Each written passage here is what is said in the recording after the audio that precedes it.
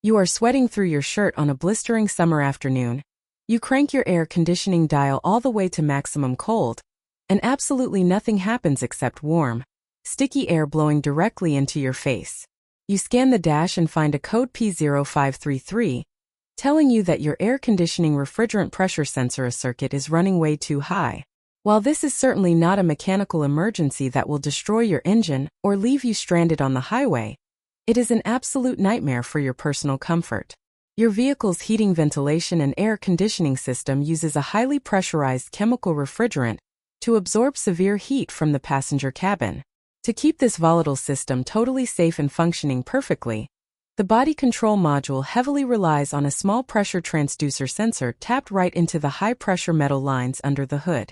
This little sensor usually utilizes 3 wires: a strict 5-volt power supply, a solid ground, and a signal wire that sends a varying voltage back to the computer, depending on exactly how much physical pressure is building up inside those lines.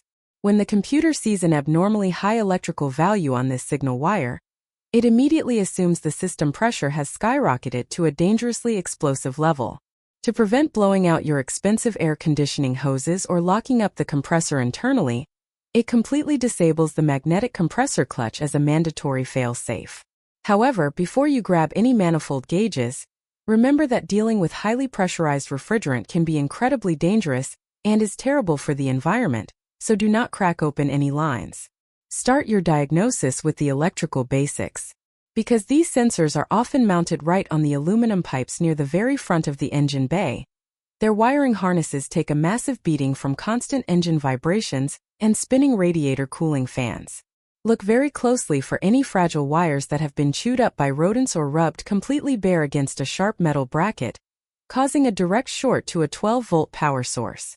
Pull the plastic connector off and check for any green, fuzzy corrosion that might be bridging the tiny metal pins together. If your visual inspection is totally clear, you can use your digital multimeter to verify you have a clean 5-volt reference and a solid ground at the plug. If the electrical circuit is perfectly healthy and providing the right voltage, the sensor itself has likely failed internally and is sending a fake high-pressure signal to the computer, keeping you sweating until you replace it.